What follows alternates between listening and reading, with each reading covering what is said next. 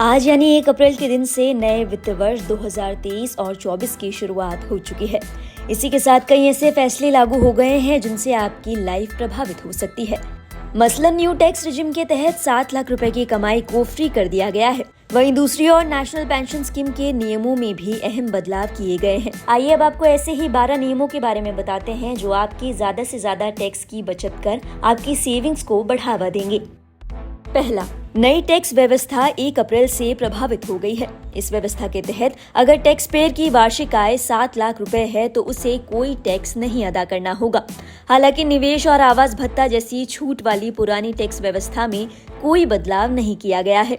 पहली बार टैक्स व्यवस्था के तहत भी 50,000 रुपए की मानक कटौती के लाभ का प्रस्ताव भी किया गया है।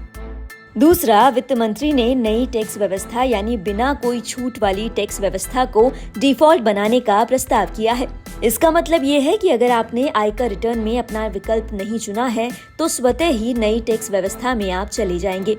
इसके अलावा तकनीकी सेवाओं के लिए रॉयल्टी और शुल्क पर टैक्स की दर को 10 से बढ़ाकर 20% कर दिया जाएगा। तीसरा, 5 लाख रुपए वार्षिक प्रीमियम से अधिक की पॉलिसी के मामले में मिलने वाली राशि पर टैक्स की छूट की सीमा खत्म हो जाएगी। इसके तहत 1 अप्रैल 2023 के बाद जारी उन सभी बीमा पॉलिसियों की मैच्योरिटी राशि पर टैक्स लगेगा जिनका सालाना प्रीमियम 5 लाख रुपए से अधिक है। आपको बता दें कि इसमें यूनिट लिंक बीमा पॉलिसी और यूलिप शामिल नहीं है। चौथा, सरकार ने शुक्रवार को वित्त वर्ष 2023 और 24 की अप्रैल-जून तिमाही के लिए लगातार लघु बचत योजनाओं पर दरें बढ़ा दी हैं। हालांकि लोकप्रिय जमा योजना पीपीएफ और बैंकों में बचत जमा ब्याज दरें अप्रैल-जून तिमाही के लिए क्रमशः 7.1% और 4% पर बरकरार रखी गई है।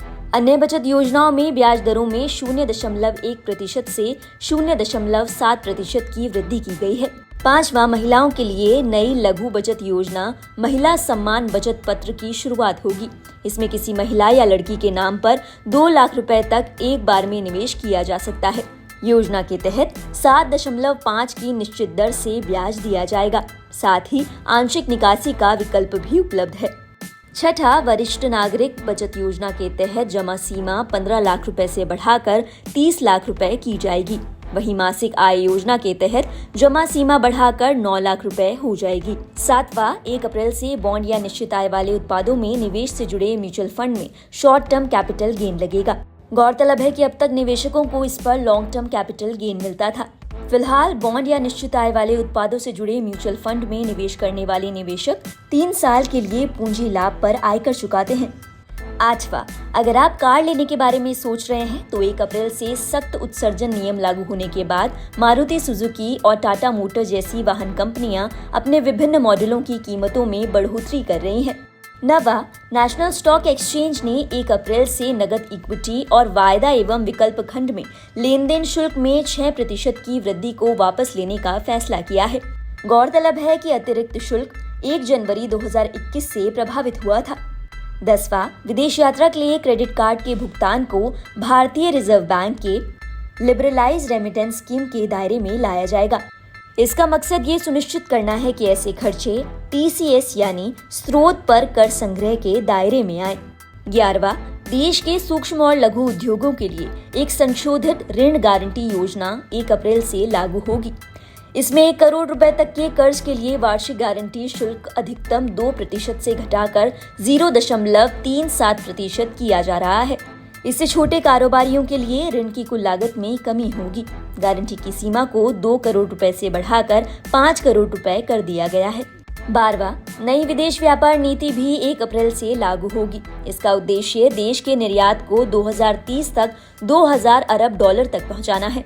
भारतीय रुपए को वैश्विक मुद्रा बनाना और ई वाणिज्यिक निर्यात को बढ़ावा भी देना इसका उद्देश्य है। FTP 2023 से ई वाणिज्य निर्यात को बढ़ावा मिलेगा। इसके 2030 तक बढ़कर 200 से 300 अरब डॉलर तक पहुंचने का अनुमान है।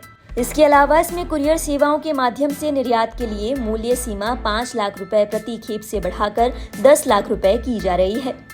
इसी के साथ 1 अप्रैल से नेशनल पेंशन स्कीम के नियम भी बदल रहे हैं। अब सालाना पेंशन पाने या इससे बाहर निकलने वाले इच्छुक सब्सक्राइबर्स को KYC या निकासी से जुड़े डॉक्यूमेंट्स को अपलोड करना अनिवार्य होगा।